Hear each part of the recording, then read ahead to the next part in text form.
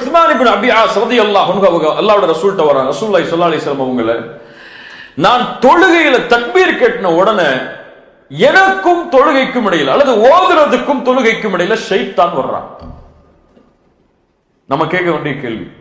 ரசூலுல்லாஹி ஸல்லல்லாஹு அலைஹி வஸல்லம் சொன்னாங்க, ذاك الشيطان, அவன் ஒரு ஷைத்தான், يقال له خنزب, அவன் பேர் خنزب, ஜின்களுடைய வகையில இவனும் ஒரு வகை خنزب. இவன் வந்தால் அல்லாஹ்விடத்தில் ஷைத்தானை விட்டு பாதுகாப்பை தேடுங்கள். அஊது பில்லாஹி மினஷ் ஷைத்தானிர் ரஜீம். அப்படியும் சொல்லவில்லை என்றால் இடதுபுறம் திரும்பி கொஞ்சம் இது போன்று வஸ்குல் செய்து கொள்ளுங்கள். இடதுபுறம் திரும்பி வஸ்குல் செய்யணும் சொல்லி பக்கத்துல நிற்கிறவர் மேல செஞ்சிடக்கூடாது. கொஞ்சம் தலையை கொஞ்சம் சைடா திருப்பி இடதுபுறம் திருப்பி வஸ்குல் என்று செய்தல் ஷைத்தானிடம் இருந்து பாதுகாப்பை தரும். முதல் அஊது பில்லாஹி மினஷ் ஷைத்தானிர் ரஜீம். இரண்டாவது, இதையும் தொழுகையில வந்து செஞ்சா மட்டும் ஆகாது. ஷைத்தானை விட்டு தன்னுடைய வாழ்க்கையில எல்லா விஷயத்திலையும் விலகி நிற்கிறவருக்கு அஊது பில்லாஹி மினஷ் ஷைத்தானிர் ரஜீம் சொன்னா ஷைத்தான் ஓடுவான். கல்விலேயே ஷைத்தானுக்கு பங்களா கட்டி வாடகை வாங்காம தங்க வச்சிருந்தா என்னதான் வரும்? நீ விரட்டி விட்டாலும் போக மாட்டான். நம்ம விரட்டி விட்டாலும் அவன் என்ன செய்ய மாட்டான்? போக மாட்டான். இப்போ வாழ்க்கையில ஷைத்தான் இல்லைன்னா தொழுகையிலையும் ஷைத்தான் இருக்க மாட்டான். விரட்டினா ஓடிடுவான். வாழ்க்கையில நம்மளே கூட வச்சுக்கிட்டு என்னோடய இரு, பிசினஸ்ல என்னோடய இரு, வட்டியா என்னுடைய தொழில் இரு, கிரெடிட் கார்டா, என்னுடைய பர்ஸ்ல கிரெடிட் கார்டா இரு, இப்படி எல்லா விஷயத்திலும் என்னோட இருந்துங்க, தொழுகையில மட்டும் போனா போக மாட்டான். ஹன்சப் அல்லாஹ்வுடைய ரசூல் ஸல்லல்லாஹு அலைஹி வஸல்லம் பாதுகாப்பை தேட சொன்னார்கள். இன்னைக்கு என்ன? எல்லாம் நரகத்தை விட்டு பாதுகாத்து, எல்லா சொர்க்கத்தை கூடு, ஜன்னத்துல் ஃபிர்தௌஸ் சொர்க்கத்தை கூடு, ஆமீன் ஆமீன் சத்தம் போட்டு சொல்றோம். ஆனா ஜன்னத்துல் ஃபிர்தௌஸ்க்காக உழைச்சிருக்கோமா ஒரு நாளைக்கு அதெல்லாம் தெரியாது. அப்படியே இல்லையா? அல்லாஹ் முஃமின்களுடைய தன்மையை சொல்லிட்டே வர்றான். முஃமின்கள் இறையச்சத்தோடு தொழுவார்கள், வாக்குறுதிகளை பாதுகாப்பார்கள், ஜக்காத்தை கொடுப்பார்கள், கற்பை பாதுகாப்பார்கள், அமானிதங்களை பாதுகாப்பார்கள், தொழுகையை பாதுகாப்பார்கள், வக்தை விடமாட்டார்கள். இதுதான் முஃமின்களுடைய தன்மை. இவர்கள் சொர்க்கத்துடைய வாரிசுதாரர்கள். இந்த சொர்க்கம் ஜன்னத்துல் ஃபிர்தௌஸ். ஜன்னத்துல் ஃபிர்தௌஸ் சொர்க்கத்தை அல்லாஹ் கொடுத்தா இன்னைக்கு ஆமீன் சொல்றதுக்கு பல பேர் இருக்காங்க. ஜன்னத்துல் ஃபிர்தௌஸ்க்காக இந்த தன்மையெல்லாம் செஞ்சு உழைச்சமான்னு சொன்னா கிடையாது. அப்படியே இல்லையா? நமக்கு என்ன இன்னைக்கு ஆட்டோமேட்டிக்கா இன்னைக்கு மூத்தானா கூட ஜன்னத்துல் ஃபிர்தௌஸ் போயிடும் நம்பிட்டு இருக்கோம். நம்ம எல்லாம் இன்னைக்கு மூத்தானா சொர்க்கம் பானுக்கு இல்ல, மாஷா அல்லாஹ், அல்லாஹ் பாதுகாத்தவர்களை தவிர. ஆனா ஒவ்வொரு நாளும் தூங்கும் போது கேட்க வேண்டியது கேள்வி என்ன? இன்னைக்கு என்ன செஞ்ச நீ சொர்க்கத்தை அடைகிறதுக்கு? கரெக்டா தொழுதியா? கரெக்டா குஷுவோடு தொழுதியா? ஜக்காத்து கொடுத்தோமா? அமானிதங்களை பேணணுமா? பொறுமையா இருந்தோமா? வாக்குறுதிகளை பேணணுமா? இப்படி அல்லாஹ் கூறிய சொர்க்கவாதிகளுடைய தன்மையை செயல்பட்டுட்டு மூத்தாகும் போது அல்லது தூங்கும் போது நான் சொர்க்கத்துக்கு போக போறேன் இன்ஷா அல்லாஹ்ங்கிற எண்ணம் இருந்தா சரி. நான் என்ன இருக்குன்னு நம்ம ஜன்னத்துல் ஃபிர்தௌஸ் போகணும்னு நினைச்சிட்டு இருக்கோம். அல்லாஹ் ரப்புல் ஆலமீன் அமல் செஞ்சாதான் அந்த துவா அங்கீகரிக்கப்படும். துவாவை சும்மா கேட்கறதுனால துவா அங்கீகரிக்கப்படாது. யா அல்லாஹ் நரகத்தை விட்டு பாதுகாத்திரு, நரகத்துடைய கேவலத்தை விட்டு பாதுகாத்திருன்னு சொல்லும் போது, இமாம் சொல்லும் போது ஆமீன் சொன்னா மட்டும் துவா அங்கீகரிக்கப்படாது. அந்த அமலை விட்டு நாம் விலகி இருக்கணும். மூன்றாவது, தொழுகையை கவனத்தோடு தொழுவதற்கு உள்ள வழி நிம்மதியா தொழுவது. நிம்மதியா தொழுவதுனா என்ன? பொறுமையா நிதானமா தொழுவது. தக்பீர் கட்டணுமா, நெஞ்ச நிமித்தி தலைய சுஜூத நோக்கி தாழ்த்தி பணிவா நிக்கிறது. கொஞ்ச நேரம் குர்ஆனை ஓதி முடிச்சிட்டோமா, அழகான முறையில கைகளை உயர்த்தி ருக்குவுக்கு போறது. ருக்கு செஞ்சிட்டோமா, அதுக்கு பிறகு பழைய நிலைமைக்கு முழுமையா வர்ற வரைக்கும் முதுக நேராக்குதல். இப்படி நிதானமா தொழுகையை தொழுதாலே கவனம் இருக்கும். இன்னைக்கு என்ன? தக்பீர் கட்டுவான், சலாம் கொடுத்துட்டு வெளியே போறதே தெரியாது. அப்படியா இல்லையா? தனியா தொழும் போது இவர் தொழுகையை பார்த்தீங்கன்னு வச்சுக்கோங்க, ஒரு செகண்ட் 3 செகண்ட்ல முடிஞ்சிடும். இல்ல மாஷா அல்லாஹ். இமாமா நின்னாருன்னு வச்சுக்க, எத்தனை நிமிஷம் சொல்லுவாரு? 10 நிமிஷம் சொல்லுவாரு. இது முனாஃபிக்குடைய தனம். இமாமாக நிற்கும் பொழுதும் சரி, தனிமையா நிற்கும் பொழுதும் சரி, தொழுகையுடைய முறை ஒண்ணுதான். நிதானமாக ரசூலுல்லாஹி ஸல்லல்லாஹு அலைஹி வஸல்லம் தொழுதாங்க. இப்ப நிதானமாக தொழுகை நிறைவேற்றினா தொழுகை கவனத்தோடு வரும். ரசூலுல்லாஹி ஸல்லல்லாஹு அலைஹி வஸல்லம் சொன்னாங்க, ஒரு மனிதன் திருடக்கூடிய திருட்டில் மோசமான திருட்டு தொழுகையில் திருடுதல். எப்படி? சுஜூதை முழுமையாக செய்ய மாட்டான், ருக்குவை முழுமையாக செய்ய மாட்டான், அவனுடைய முதுகுத்தண்டு நேராக மாறாது, நேராக குனியாது சுஜூதில். இவன் தொழுகையில் திருடுகிறான் என்று அல்லாஹ்வுடைய ரசூல் ஸல்லல்லாஹு அலைஹி வஸல்லம் சொன்னாங்க. ஒரு ரசூலுல்லாஹி ஸல்லல்லாஹு அலைஹி வஸல்லம் சஹாபி வந்தாங்க, தொழுதாங்க, நஃபிலான தொழுகை. ரசூலுல்லாஹ் சொன்னாங்க இர்ஜி ஃபஸல்லி ஃபஇன்னக லம் துஸல்லி, திரும்பி போங்க தொழுங்க, இன்னும் தொழலன்னாங்க.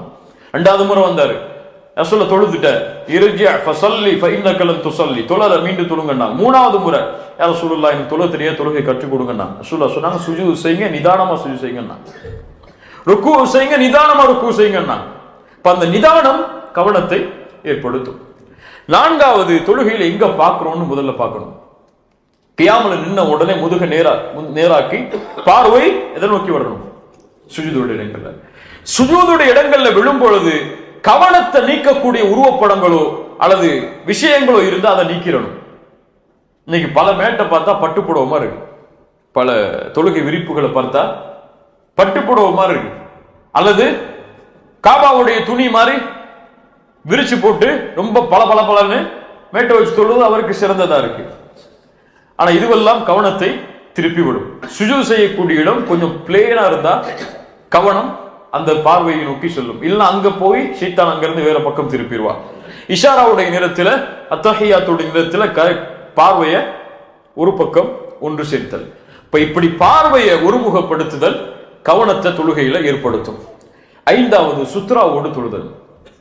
சுத்ரா சில இமாம்கள்ட்ட வாஜிப், சில அறிஞர்கள்ட்ட வாஜிப், சில அறிஞர்கள்ட்ட ருக்குன். சுத்ரானா என்ன? முன்னாடி ஒரு தடுப்பை வச்சு தொழுதல், போனை வச்சு தொழுறது இல்ல, ஒரு உயரம் உள்ள ஒரு தடுப்பை வச்சு முன்னாடி வச்சு தொழுதல் சுத்ரா. நமக்கும் அந்த தொழுகைக்கூடிய இடைக்கும் இடையில யாரும் உள்ள நுழையாதபடி அதுக்கு பின்னாடி தான் மக்கள் இருக்கிற மாதிரி சுத்ரா வச்சு தொழுதல். இமாமுக்கு பின்னாடி நிற்கும் போது சுத்ரா தூக்கி வச்சிடக்கூடாது, இமாம் தான் நமக்கு சுத்ரா. தனியா தொழும் போது பள்ளியில நடுப்பள்ளியில தொழும் போது ஒண்ணுமே இல்லாம தொழக்கூடாது. சில அறிஞர்களிடத்துல அந்த தொழுகை ஏற்றுக்கொள்ளப்படாதுன்னு சொல்லக்கூடிய அறிஞர்களா இருக்கிறாங்க. ஆனா சுத்ராவை கவனத்தோடு முன்னாடி வைத்தல். சுத்ரா இல்லாம ஒரு இமாம் தொழுதா கூட ஒரு சேரை கொண்டு வந்து முன்னாடி வச்சுட்டு போயிடணும். இது ரசூலுல்லாஹி ஸல்லல்லாஹு அலைஹி வஸல்லம் உடைய சுன்னா. இதை செய்தால் தொழுகை கவனமா இருக்கும். நமக்கும் அந்த இடத்துக்கும் இடையில ஒரு தடுப்பு இருந்துச்சுன்னு சொன்னா அதை தாண்டி நம்முடைய பார்வை போகாது. இல்ல யாரு கிராஸ் பண்ணுவா யாரு போவான்னு அந்த பார்வையிலே நம்முடைய பார்வை திரும்பிட்டு இருக்கும். ஆறாவது, ஹுஷூங்கிறது, முடிச்சிடலாம் 5 நிமிஷத்துல. ஹுஷூங்கிறது தொழுகைக்குள்ள ஆரம்பிக்கிறது இல்ல, வீட்டுல இருந்து கிளம்பும் போதே ஆரம்பிக்கணும். ஸல்லல்லாஹு அலைஹி வஸல்லம் அதனால தான் உது செஞ்சு கிளம்புங்கன்னாங்க. தொழுகைக்கு போகும்போது நிதானமா போங்கன்னாங்க. ஓடாதீங்க, சக்கீனாவோட வக்காரோட கண்ணியமான முறையில அமைதியான முறையில தொழுகைக்கு போங்கன்னாங்க. அவசரமா தொழுகைக்கு போகாதீங்க. எது கிடைக்கிறதோ அதை ஏற்றுக்கொள்ளுங்க, எது கிடைக்கலையோ அதை முழுமைப்படுத்துங்கன்னாங்க. ஒரு ரக்காத் விட்டு போனா கூட ஓடி போய் சேராதீங்க. ஓடி போய் சேர்ந்தா ஃபுல் தொழுகையுமே என்ன ஆகும்? பரபரப்புல முடிஞ்சிடும். நிதானமா போய் என்ன ரக்காத்து கிடைக்குமோ அதை ஏற்றுக்கொண்டா போதும். ரசூலுல்லாஹி ஸல்லல்லாஹு அலைஹி வஸல்லம் சொன்னாங்க. ஆனா அது ரசூலுல்லாஹி ஸல்லல்லாஹு அலைஹி வஸல்லம் இப்படி மட்டும் சொல்லல. எப்படி சொன்னாங்க?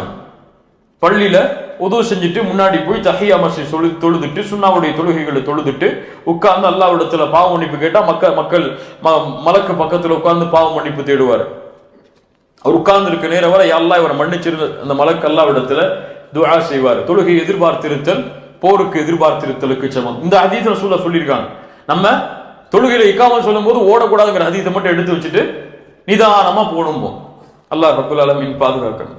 ஏழாவது, பள்ளிக்குள்ள போன உடனே ஃபர்து தொழுகைக்கு முன்னாடி சில பிராக்டிஸான தொழுகையை தொழுறோம். நவாஃபிலான தொழுகை, தஹியா மஸ்ஜித், சுன்னா தொழுகை, இது போன தொழுகைகளை தொழுதா நம்ம தயாராகும் தொழுகைக்காக.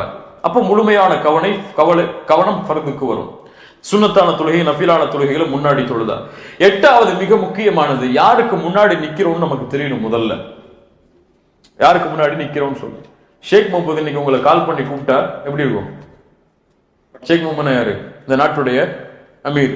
அவர் நம்மளை போன் போட்டு வாங்க உங்களை சந்திக்கணும் சொன்னா எப்படி போவீங்க? படபடப்பா மட்டுமா போவீங்க? என்ன பேசணும், என்ன பண்ணணும் எல்லாத்தையும் ப்ரிப்பேர் பண்ணிட்டு அழகான ஆடை உடுத்துட்டு கண்ணியமான ஆடை உடுத்துட்டு அன்னைக்கு போய் ஷாப்பிங் பண்ணி ஆடையெல்லாம் உடுத்துட்டு அத்தர் போட்டுட்டு இருக்கிற அத்தர்ல வெளியே இருந்த அத்தரை போட்டுட்டு இந்த உலகத்துடைய ஒரு அரசராக இருக்கக்கூடியவருக்கு முன்னாடி போய் நிக்கணும்னு விரும்புவோம். ஆனா அகிலத்தின் அதிபதிக்கு முன்னாடி போகும்போது நைட் என்ன ட்ரெஸ்ல தூங்கணுமோ அதே ட்ரெஸ்ல போய் நிற்போம். அப்பதான் வேர்த்து விறுவிறுத்து விளையாண்டு வருவார். அப்ப போய் நிப்பார் தக்பீர் கேட்டுட்டு. பக்கத்துல நிக்கிறோம், தொலை கூட முடியாது. பல்லாவிற்கு கொடுக்கக்கூடிய கண்ணியம் நம்முடைய ஆடையிலையும் நம்முடைய செயல்முறைகளையும் தொழுகையில வெளிப்படும். ஹுது ஜீனத்தக்கும் இந்த குல்லி மஸ்ஜித், ஒவ்வொரு மஸ்ஜிதுடைய கண்ணியத்தையும் எடுத்துக் கொள்ளுங்கள். ஆடைகளை அலங்கரித்தல் அல்லது குர்ஆன் என்ன ஓத போறோம்னு சொல்லி முன்னாடியே ப்ரிப்பேர் பண்றது, என்ன ஓத போறோம் அதுக்குடைய அர்த்தம் என்ன அப்படி முன்னாடியே பார்க்கிறது, இது போன்ற வழக்கங்கள் எல்லாம் தொழுகையில் கவனத்தை கொண்டு வரும். 9வது, இது நமக்கு எவ்வளவு சொன்னாலும் நமக்கு வராது, இல்ல மாஷா அல்லாஹ், அல்லாஹ் பாதுகாத்தவர்களை தவிர என்ன தொழுகையில ஓதுறோன்னு நமக்கு தெரியணும். முடிச்சார். 5 நிமிஷம் சொல்லிட்டாரு அவரு. பாபா என்ன தொழுகையில ஓதுறோம்னு சொல்லி நமக்கு தெரியணும். என்ன ஓதுறோம்? சுப்ஹான ரப்பில் அதீம். எத்தனை பேருக்கு அர்த்தம் தெரியும் சொல்லுங்க? நீங்க சொல்லுங்க. எத்தனை பேருக்கு அர்த்தம் தெரியும்? எத்தனை பேருக்கு தெரியும் சுப்ஹான ரப்பில் அதீம்? இப்ப கேட்பேன், கையை தூக்கலன்னா கேட்பேன், சொல்லணும். உண்மையா சொல்லுங்க. எனக்கு தெரியும் முழுமையான அர்த்தம் சொல்லுங்க, கையை உயர்த்துங்க. எத்தனை வருஷம் தொழுதுருப்போம்? 30 வருஷம், 35 வருஷம், 40 வருஷம். ஒரு சின்ன வார்த்தைக்கு ஒரு அர்த்தம் கூட நம்ம இன்னும் பார்க்கல. ஆனா தொழுகையை கவனமா தொழணும்னு நினைக்கிறோம். தொழுகையில வந்தா கவனம் வர மாட்டேங்குதுன்னு நினைக்கிறோம். இப்ப யார்கிட்ட மிஸ்டேக் இருக்கு? நம்மள்ட்ட தான் தவறு இருக்கு. சுப்ஹான ரப்பியல் அதீம், சுப்ஹான ரப்பியல் அலா, ரப்பிக்ஃபிர்லி, இந்த லஃப்லுக்கு கூட என்ன அர்த்தம்னு இன்னும் நம்ம பார்க்கல. கொஞ்சம் வேற கவனம் முடிக்கிறோங்கிறதுனால கொஞ்சம் சீக்கிரம் முடிச்சிடறேன், இல்லைன்னா கொஞ்சம் அதிகமாயிரும். சுப்ஹானல்லாஹ், அவ்வளவு அறியாமையிலே முடிய சமூகம் இருப்பதை பார்க்கும் போது மனசெல்லாம் வலிக்கும்.